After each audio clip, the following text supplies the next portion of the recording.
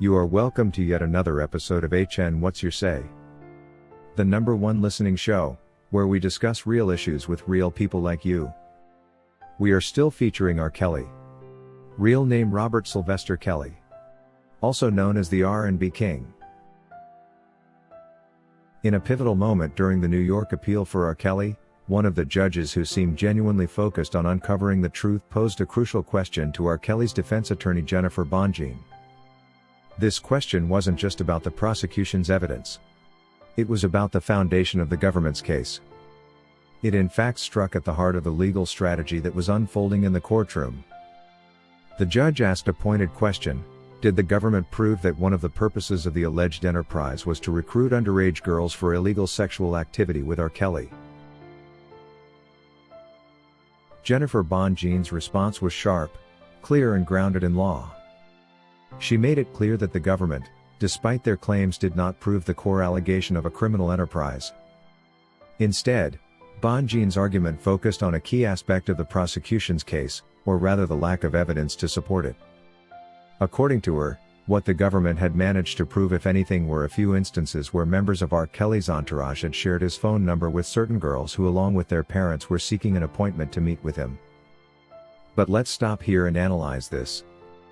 Is it illegal to share an adult's phone number with a 17-year-old? Is it against the law for a parent to seek a meeting with an adult for a potential career opportunity or meeting? According to Jennifer Bonjean, and in relation to what common sense tells us, the answer is no. Sharing contact information isn't inherently criminal. There is no law that explicitly states it is wrong for an adult to pass along their phone number to a 17-year young person, especially in the presence of their parents. And in this case, those parents were involved in the discussions, meaning they were fully aware and supportive in the exchanges.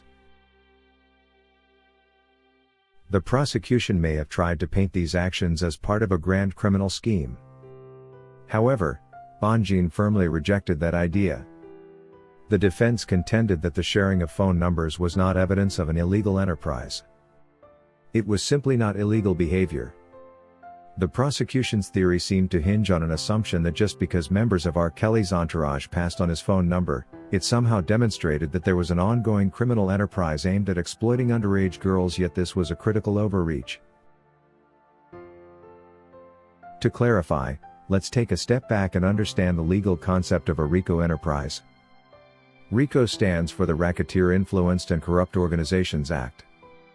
It's a powerful law designed to target criminal enterprises that operate with the intent of committing crimes as part of a larger and coordinated operation. A RICO enterprise requires evidence that the organization was involved in a continuous pattern of illegal activities, and there must be proof of a common purpose. The goal of the enterprise association must be to engage in criminal acts.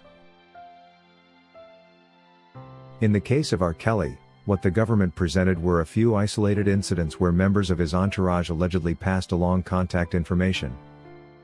But these actions, according to Bonjean, are not illegal and cannot be used to justify a RICO charge.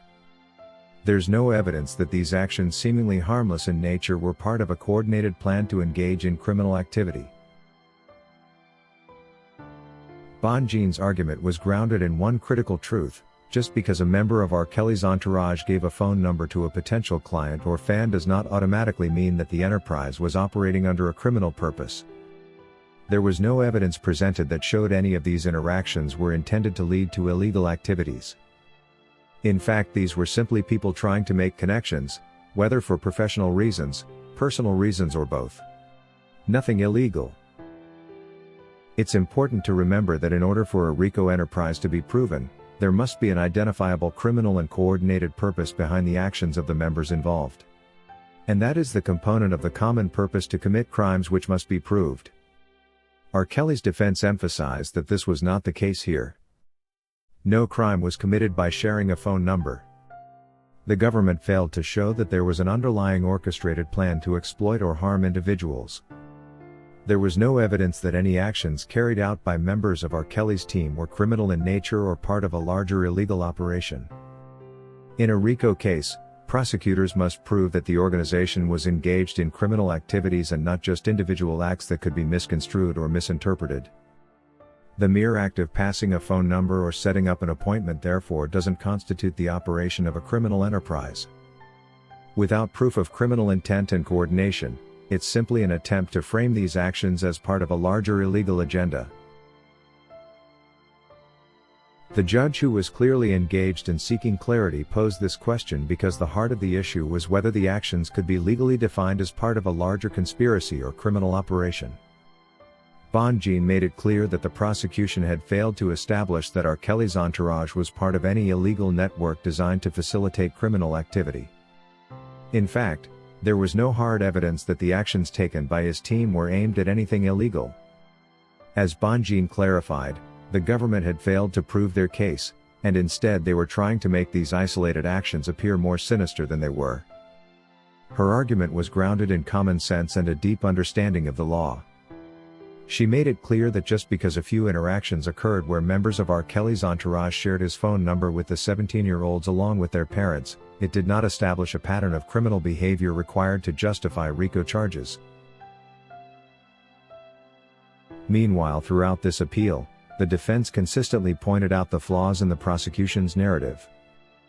Bonjean urged the court not to fall into the trap of assuming guilt based on circumstantial evidence. She asked the court to look at the facts in order to understand the context and to recognize that these actions were not inherently criminal. Jennifer Bonjean made it clear that the prosecution's attempt to label these actions as part of a criminal enterprise was legally baseless.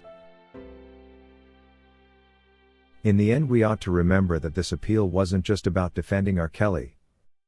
It was about defending the truth. It was about making sure that actions weren't misrepresented, that the law was respected, and that no one was wrongfully accused based on incomplete or misinterpreted evidence. Jennifer Bonjean's argument stood as a reminder that in the pursuit of justice, every element must be thoroughly examined and no assumptions should be made without solid proof. R. Kelly's case is far from simple, but at its core it's a matter of justice. The truth cannot be manipulated and the law must always remain fair. As we continue to follow this case, we remember the words of defense attorney Jennifer Bonjean. In a court of law, actions must be proven, and evidence must support the charges. If you want to be featured in our video releases, send us your clips by emailing them to hnnewsroom242@gmail.com or use Google Drive for larger files. Be sure to include your name and any details you'd like us to know. We can't wait to showcase your contributions. That is all we had for you today on HN What's Your Say? To keep updated whenever we post a new video, subscribe to this channel now. Also remember to hit the bell icon and enable notifications. And feel free to share your opinions with us in the comment section below, and let us know if you would like us to publish your views in our next release. We value all our subscribers' opinions.